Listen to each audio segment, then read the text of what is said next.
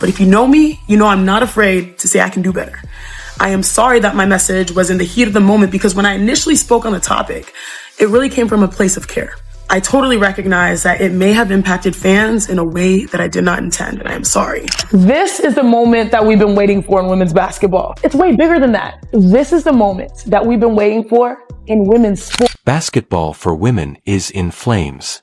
Then, during an ESPN segment, Cheyenne Ogumake smirked at Kelsey Mitchell. They expected Mitchell to laugh it off and move on, but instead she stared straight ahead and responded with truth rather than showmanship. Sold-out arenas, record-breaking ratings, and new fans everywhere, but behind the scenes, a war is brewing. Maybe I'll start with you, Kels, because Lord Jesus, your team and their fans, Jesus, they be getting up in everybody's business. And everything changed at that point because there was a conflict between media spin and experienced reality, between gatekeepers and game changers, and it wasn't just TV banter. Kelsey Mitchell didn't let it go. She stood her ground and said what no one else would, and Caitlin Clark changed everything. This wasn't a clapback, rather, it was a rebuke to outsiders. The ESPN comment may have seemed like harmless banter, but Fever fans knew better. It was a dig, another reminder that Indiana was never meant to rise. I think I've seen both sides of it. For one, like being on a team with like Caitlin and knowing that some of the stuff and the wave that she created for like the shift in moments in Indiana period, as far as like the arena where we started. The media's meticulously constructed plot over 7 torturous seasons was broken by just one line. Even after her father passed away in 2023, Mitchell remained devoted. Now that the spotlight is finally on her, she isn't backing down, not for ESPN, nor for anyone. Kelsey Mitchell could have left while other celebrities compete for titles in Vegas or Los Angeles. She continued to live in Indiana year after year, losing every year, without any publicity or headlines. Simply perseverance. She performed in deserted venues and endured the loss of her father shortly prior to the 2023 season, and she never voiced her complaints. Being on a team with like Caitlin, the big moment is seeing the shift and being a part of it from a standpoint that I know where Indiana was. And so to see the cultivation of it, you just grow to appreciate the process and, you know, the growth in which the game is going. The media wants to portray her as a sidekick now that the fever has finally increased, as if she hasn't been carrying this franchise for almost 10 years. However, Mitchell isn't a supporting actor. Rather, she is the cornerstone of the brand. Congratulations, Eastern Conference Player of the Week.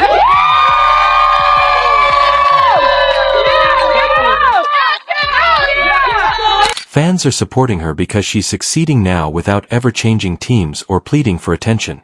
This isn't just about basketball. It's about loyalty, suffering, and eventually finding reward. Coming on and off the floor, like she's just been a voice that's been there. She's been through this league for 7 years now. Like she knows what to expect. She knows how things are going to go.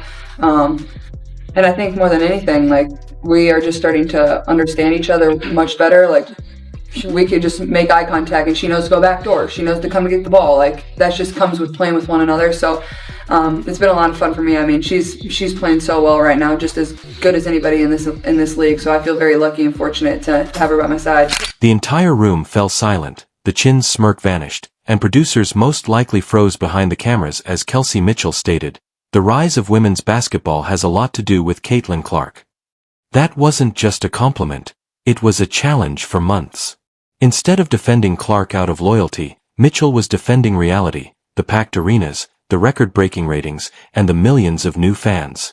On live TV, she didn't need to raise her voice to tell the truth, and that truth hit harder than any highlight ever could. ESPN and WNBA insiders pushed the same script. It's not just one player, but Mitchell tore that script in half. This was fact, not media spin, and when Mitchell presented it, the balance of power permanently changed. Kelsey Mitchell on the left, of course, Caitlin Clark on the right, the 2024 WNBA Rookie of the Year, and boy, what a summer it was, Quinn, with the fever here at Game. Caitlin Clark didn't ask for the attention she got. She changed the league before even settling in, packed arenas, sold out jerseys, and signed a $28 million Nike deal. However, rather than celebrating, the media became uncomfortable, with former players scoffing at her because she wasn't their pick and wasn't a part of the old system. She simply showed up and changed the rules, and worse for them, she brought in a horde of fans, ranging from teenage girls to retired men who had never watched the WNBA. Not only did Clark rise, but she also disclosed how much the league had been lacking because, on paper, they don't match. Although Clark is a playmaker and Mitchell is a seasoned scorer, the league wants to drama small-scale rivalries, clickbait feuds when the media created stress. Mitchell and Clark just won. No ego, no noise, just great basketball. When Clark faltered, Mitchell supported him. When Mitchell took over, Mitchell gave her the limelight. They don't fit the script, and that's what worries the league double. Mitchell smashes logo threes like warm-ups and drops 25 lockdowns. They are a revolution, not simply a combo. Caitlin Clark gave the WNBA the worldwide buzz, sold-out games, and mainstream attention it so desperately needed, but rather than embracing the momentum, the league's gatekeepers began reversing course and arguing that it's not just one player. The Indiana Fever were once the league's afterthought, with half-empty arenas and bottom-tier records forgotten by everyone but Kelsey Mitchell. Now, they are the most dangerous team in the WNBA. ESPN attempted to spread the spotlight around to protect old narratives because they didn't build this, and if Clark keeps rising it exposes a hard truth they couldn't now. The same people who once begged for a superstar are downplaying the one they got and the fans they're done playing together. The vision of Clark while ESPN pursues fictitious rivalries, the Fever is changing the perception of team cohesion while experts quarrel over who should get credit. Mitchell is scoring goals and the squad has a deep bench full of dogs. They didn't create a great team, instead, they created a movement, and the league didn't see it coming.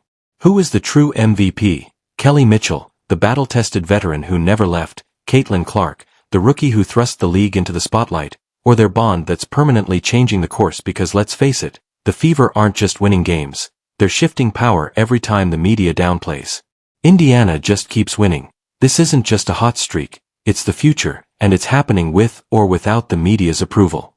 Clark, every time analysts fail to acknowledge the Fever, Mitchell raises his voice. The question now isn't whether Clark and Mitchell can manage a team.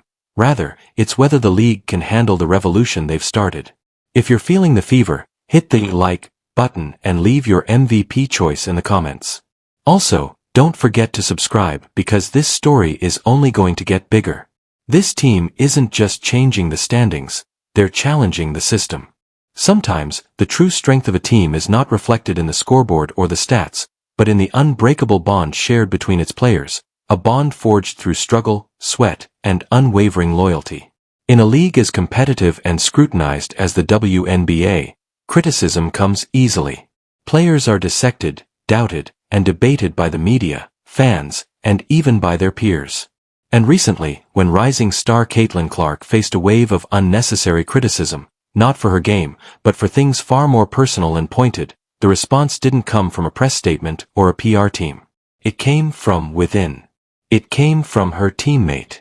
It came from Kelsey Mitchell. Kelsey didn't just defend Caitlin, she made a statement. A bold, fearless, and emotionally charged message that echoed far beyond the locker room. She made it clear to the world that Indiana Fever is not just a team, it's a family. And in this family, if you come for one of us, you come for all of us. Her words weren't rehearsed. They weren't polished or diplomatic. They were raw, honest, protective. The kind of defense that only comes when respect runs deep and loyalty is real. Kelsey's reaction wasn't about media narratives or headlines. It was about heart. In that moment, she reminded everyone that basketball is not just about offense and defense, it's about trust. It's about knowing that the person beside you on the court will fight for you even when the world turns its back. And that's exactly what Kelsey did. She didn't care who was watching. She didn't flinch. She stood up, not just for Caitlin, but for every woman in that locker room who's ever been doubted, disrespected, or targeted. The bond between Kelsey and Caitlin, between all the women of Indiana Fever, became visible in that moment. You could feel it. It was powerful. It was emotional. It was everything sports are supposed to be. And while the media may have tried to paint a narrative of division, of drama, of tension, Kelsey Mitchell shattered that illusion with just a few words, spoken from a place of courage, solidarity, and truth. This team isn't fractured. It isn't confused. It's united in a way most can only dream of. Because while other teams may play with each other, Indiana Fever plays for each other. That's the difference. That's the edge. That's what makes them dangerous. That's what makes them real. Thank you watching my video.